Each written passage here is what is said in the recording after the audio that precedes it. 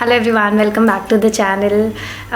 और आज की वीडियो जो नॉलेज वाली है उन लोगों के लिए जो कंफ्यूज्ड थे। अच्छा एक बात बताओ, आप में से कितने लोग कंफ्यूज है इस चीज़ को लेके कि ट्रेनिंग जो है, जो एयर होस्टेस की ट्रेनिंग है वो हमें पहले करनी चाहिए एयर होस्टेस बनने के, या फिर एयर होस्टेस बनने के बाद ट्रेनिंग होती है।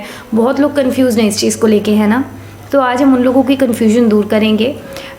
देखो, कई लोग मुझसे पूछते हैं कि दी हमें ट्रेनिंग इंस्टीट्यूट ज्वाइन करना चाहिए या नहीं, या हमें कौन सा ट्रेनिंग इंस्टीट्यूट ज्वाइन करना चाहिए एयर होस्टेस के इंटरव्यू से पहले। तो देखो, मैं आपको बताऊंगी, मैं आपको जो अपनी तरफ से रेकमेंड करूंगी वो यही कहूँगी कि कोई ट्रेनिंग इंस्टीट्यूट ज्वाइन मत करो। कोई फ़ायदा नहीं है वो ट्रेनिंग इंस्टीट्यूट ज्वाइन करके आपसे 1-1.5 लाख रुपए लेके वो आपको सिर्फ और सिर्फ इंग्लिश बोलना सिखाते हैं, जो आप कहीं से भी सीख सकते हो, है ना। तो अपनी इंग्लिश को बेटर करो और किसी इंस्टीट्यूट को ज्वाइन मत करो। अब फिर आप पूछोगे कि दी फिर आप ये क्यों कहते हो कि ट्रेनिंग के हमें 60,000-70,000 रुपीज़ देने पड़ते हैं। तो देखो, दोनों ट्रेनिंग अलग अलग है। आप एयर होस्टेस की जो ट्रेनिंग लेते हो वो अगर आप एयर होस्टेस बनने से पहले लेते हो तो वो आप एक इंस्टीट्यूट में जाके फ़ी पे कर रहे हो, लेकिन उसकी कोई गारंटी नहीं है कि आपकी जॉब लगेगी या नहीं लगेगी, है ना। लेकिन जो मैं आपको ट्रेनिंग बता रही हूँ वो होती है जब आप एक एयर होस्टेस बन जाते हो, आप इंटरव्यूज़ देने गए, आप सिलेक्ट हो गए सारे इंटरव्यूज़ में। उसके बाद आपको जो है कंपनी एक ऑफ़र लेटर देगी कि आप सिलेक्ट हो गए हो, कॉन्ग्रेचुलेशन सो एंड सो। उसके बाद जब आप सिलेक्ट हो जाओगे, सिलेक्ट होने के बाद कंपनी आपको बोलेगी कि अब आप सिलेक्ट हो गए हो, अब हम आपको बताएंगे कि हमारी कंपनी में क्या क्या चीज़ें फॉलो करनी होती है, जिसके लिए हम आपको ट्रेनिंग देंगे पहले कि 3 महीने में हम आपको पूरी चीज़ें बता देंगे कि अगर किसी को कुछ हो गया तो आप क्या करोगे ऐसी सिचुएशन में, अगर किसी को हार्ट अटैक आ जाए तो आप क्या करोगे, अगर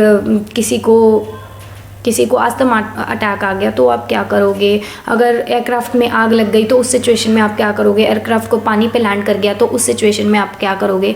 तो वो चीज़ों पे आपको ट्रेनिंग दी जाती है कंपनी की साइड से जब आप ऑलरेडी सिलेक्ट हो चुके होते हो तब।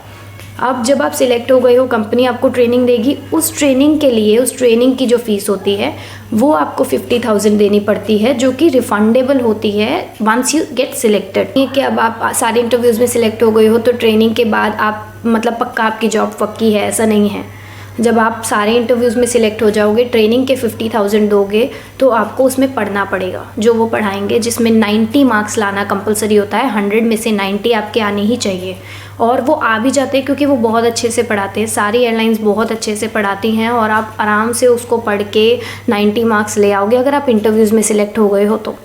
लेकिन अभी ये 90 मार्क्स लाने के बाद जब आप सारे एग्ज़ाम्स क्लियर कर लोगे जो ट्रेनिंग में दिए जाएंगे, 3 महीने की ट्रेनिंग में ऑलमोस्ट ऐसे 5 से 6 एग्ज़ाम होते हैं जिसमें आपको वो रोज़ पढ़ाते हैं, और ऐसे कुछ हफ्ते के एंड में आपसे एग्ज़ाम लिया जाता है।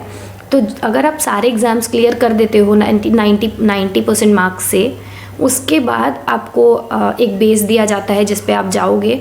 लेकिन और जो आपने वो 50,000 ट्रेनिंग फ़ीस दी होती है वो आपको जब आप 2 साल काम कर लेते हो उस एयरलाइंस में तो 2 साल के बाद आपको वो रिफ़ंड कर दिए जाते हैं। आई होप ट्रेनिंग के बारे में, ट्रेनिंग फ़ीस के बारे में जितनी भी कन्फ्यूजन थी वो इस वीडियो से क्लियर हो गई है। इसके अलावा कोई भी क्वेरी हो प्लीज़ कमेंट बॉक्स में डालो ट्रेनिंग से related. Thank you so much for watching the video. Please don't forget to like, share and subscribe the channel.